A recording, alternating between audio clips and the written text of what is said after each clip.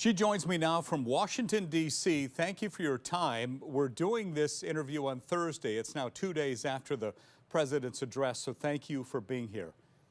Thank you so much for having me. It's good to see you, Steve.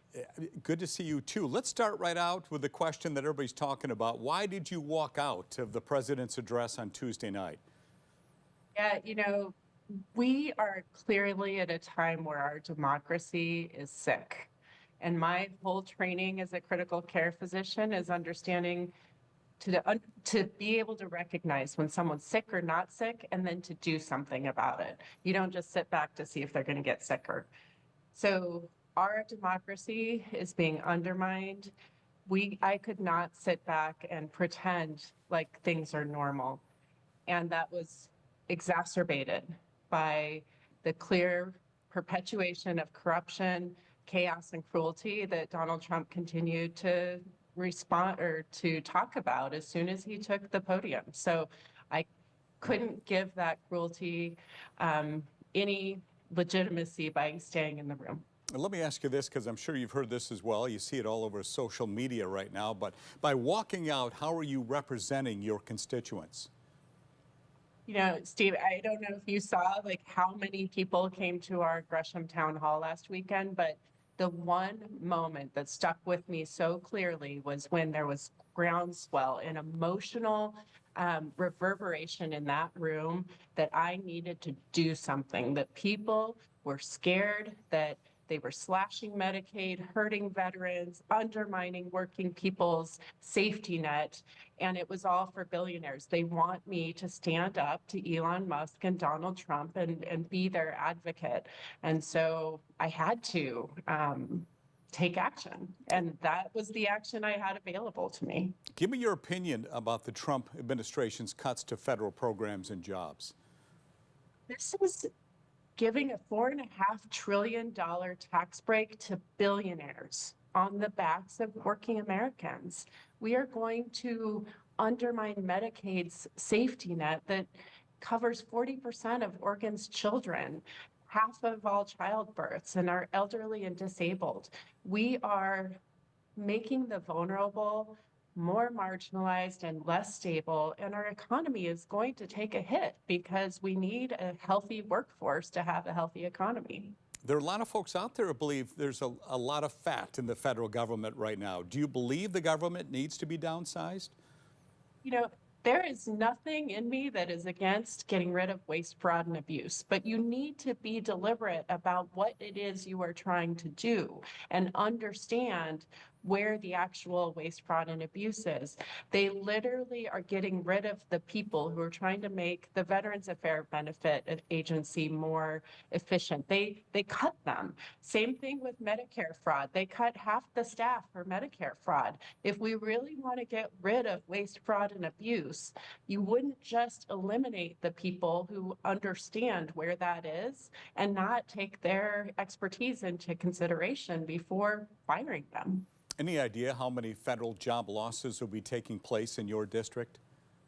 We have a continually moving target, so I'm not sure what the exact number is at this moment, but we just learned yesterday that 83,000 Veterans Affairs jobs are going to be cut over the next year.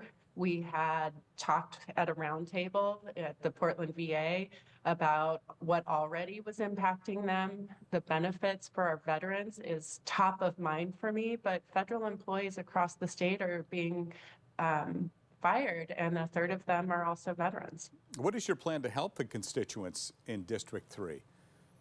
We are so grateful for people letting us know the impacts of these firings. For instance, at our town hall, there was a Marine veteran who had just been fired. We need to know those stories because what we've seen with this administration is they'll backpedal when they realize they've made a mistake. And so we need to know from folks the impacts on their community, whether it's the NIH cuts on OHSU or our letter carriers. We need to understand what the impacts are, where they're happening, and then we can advocate for them and hopefully, save their jobs. Should Democrats be pushing back more on the federal cuts, especially when Congress has already approved the funding for some of them? This is an illegal and unconstitutional impoundment. There's nothing in the Constitution that says that Congress has to give away its power. We have the power of the purse, and it is being taken by this administration, and we must fight it. It's in the courts. We need to lay down the lines. Once we give that power away, it's hard to get back. So this is absolutely Congress's jurisdiction.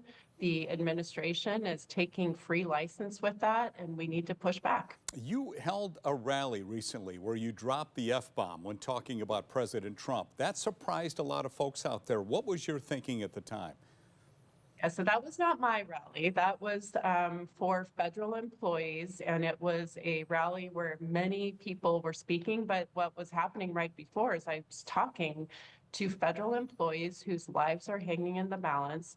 There were probably 1,000 people in the park, and they also had their livelihoods hanging in the balance. And as a physician, what I've done my whole life is respond to people in the moments of their most vulnerability. And they want to know that you understand what it is that they're going through. And that's what I needed to reflect back. People are angry, they're scared, and I absolutely cursed.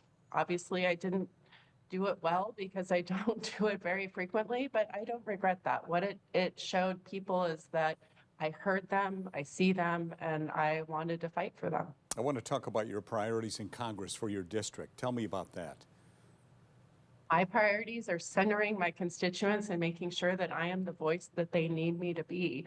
And when we are getting unprecedented numbers of phone calls and outreach, what I'm hearing is that Medicaid cuts are absolutely going to be a harm to a huge number of my constituents that are veterans losing their benefits that they've earned. They've bled for our country, and they are worried that those are going to be taken away or privatized.